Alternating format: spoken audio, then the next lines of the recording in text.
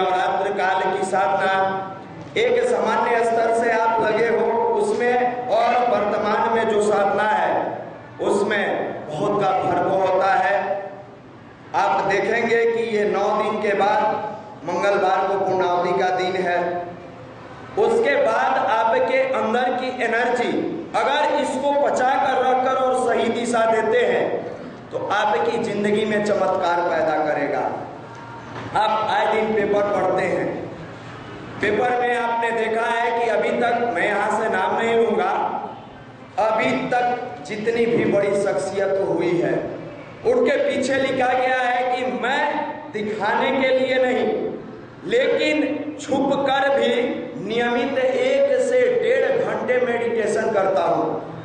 पत्रकार जब उनसे पूछते हैं कि आखिर ये मेडिटेशन, आप तो उस पद पर काबिज है जहां आपकी नाम, इज्जत, शोहरत सब कुछ है, ये मेडिटेशन किस लिए आप करते हैं, आपका मेडिटेशन करने का कारण क्या है?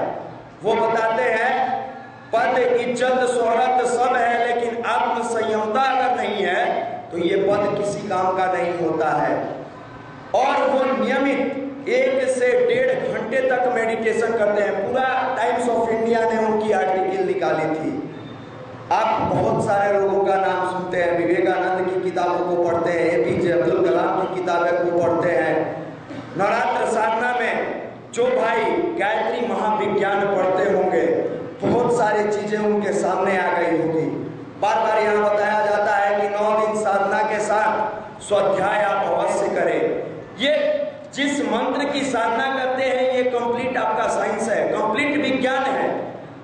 आप नवरात्र में जितने भी चीजों को, जिस नियम को बताया गया है वो समझे कि कंप्लीट आपकी जिंदगी को सही रास्ते पर ले जाएगा। आप पूछेंगे क्या इसका प्रैक्टिकल आपके युवा मंडल में होता है? बिल्कुल होता है। हम हमेशा इस बातों का जिक्र करते हैं कि वो बच्चे जिनको लोग छूने से कतराते हैं, वो बच्चे जो कहीं गोली खेलने में, कहीं बोतल चुनने में, कहीं इधर उधर भटकने में लगे रहते हैं, उनको पढ़ाने का काम प्रैक्टिकली रूप में अपना प्रज्ञा युवा प्रकोष्ठ करता है बाल संस्कार शाला के माध्यम से। ऐसे भाई हमारे आपके बीच में बैठे हैं, ये अपना समय निकालकर गुरु का कार्य समझ के और नियमित 2 घंटे पढ़ाने का काम करते हैं। 4 से 6 अपना 24 जगह पर बाल संस्कार शाला चलता है। उस संस्कार शाला में ये भाई लोग पढ़ाते हैं। हम लोग बार बार यहाँ से कहते रहे कि अगर कम समय में नौकरी लेना चाहते हैं तो 2 चीज का विशेष रूप से ध्यान रखें। एक, जो गुरुवर के लिए एक मुट्ठी देने का प्रयास करें, और दूसरा, अपने वो बच्चे जिनको कोई छूने से कतराता है उनके लिए 2 घंटे का समय दे। आज बड़ी श्रद्धा से, बड़ी तन्मयता पूर्वक अपने ही बीच के बहुत सारे भाई लगे हुए हैं और परिणाम क्या हुआ है?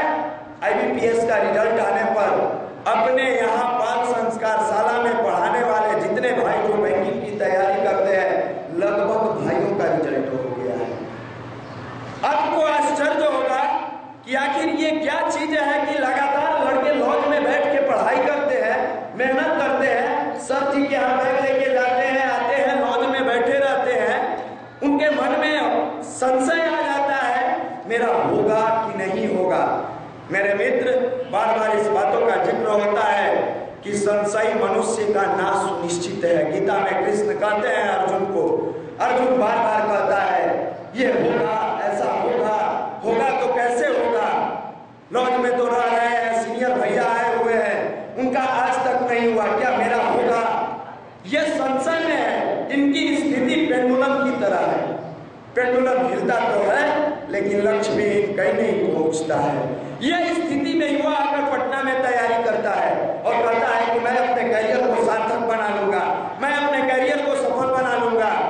मेरे मित्र, हमारे युवा मंडल में आने वाले भाई मात्र एक ही पाठ पढ़े हैं, राम काज किए बिना मोही कहाँ विश्राम। जिस तरह बजरंगबली से लोगों ने पूछा कि आपका कर्म क्या है, बजरंगबली बड़ा ही साधारण तरीका से कहते हैं मेरा एक ही कर्म है, वो राम काज किए बिना मोही कहाँ विश्राम।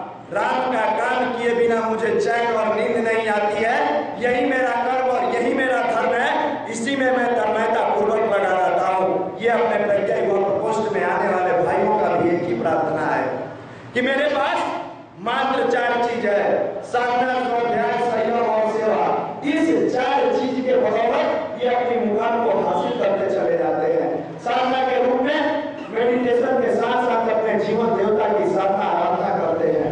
स्वाध्याय के रूप में गुरुवर के बहुत सारे साहित्य है, बहुत सारी किताबें हैं जिनका वे स्वाध्याय करते हैं।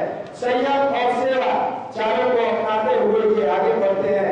इसी का नमूना अपना प्रज्ञा युवा प्रकोष्ठ के बाल संस्कार शाला चलाने वाले भाई पेश किए हैं, जो तन्मयता पूर्वक नियम से जाते रहे, तन्मयता पूर्वक जाते जाते सदा पूर्वक गुरुवर का कार्य करते रहे। और जब अचानक IBPS का रिजल्ट आता है, रिजल्ट आने के बाद पता चलता है, भाई फोन करते हैं कि भैया मेरा हो गया। सबको आश्चर्य होता है कि जो लड़का जाकर मेडिटेशन करता था रोज में, जो लड़का अपने रोज में रह के तैयारी करता था, उनके इष्ट मित्र कहते थे कहाँ फंस गए हो, कहाँ जाते हो, गायत्री मंदिर में जाओगे क्या? मंदिर में जाने से IBPS का प्रश्न सॉल्व हो जाएगा क्या? मंदिर में जाने से तुम्हारा मैथ स्ट्रॉन्ग हो जाएगा? घर वाले, परिवार वाले, मित्रजन सब लोग उंगलियां उठाते थे कि आखिर कैसे तुम्हारा समस्या का समाधान होगा? ऐसे पूजा पाठ से तुम बैंक में नहीं जा सकते हो। आज उन्होंने ये दर्शा दिया कि ईश्वर के साथ साझेदारी हर दृष्टिकोण से मुनाफे का सौदा है। जो रोज में तैयारी कर रहे हैं, आज भी उनकी तैयारी जारी है, लेकिन जो तन्मयता पूर्वक कार्य करते हुए और ईमानदारी से गुरु का कार्य किया है और गुरुवर के लिए एक मुट्ठी देने का प्रयास किया है, वो आज सफल होकर आपके बीच में आए हैं। आपके रूप में बता देता हूँ, प्रतिदिन नियमित जितने भी भाई अपने हर संडे को लगातार श्रद्धापूर्वक, बहुत सारे भाई आते हैं जो किंतु परंतु लेकिन करते हैं, श्रद्धापूर्वक कार्य करते हुए और तन्मयता पूर्वक बाल संस्कार शाला में जाकर गुरु का कार्य किए हैं। आज उनमें से कोई भी भाई असफल नहीं रहे हैं। हमारे बीच के जो भाई हैं, कंकड़बाग बाल संस्कार शाला के रंजीत जी, उनका भी इंडियन बैंक में सिलेक्शन हुआ है। क्या रंजीत जी आए हैं? अभी फोन किए थे, आ गए हैं। हम रंजीत जी को बुलाएंगे और आकर भाइयों को बताएंगे कि कैसे आप आकर युवा मंडल में काम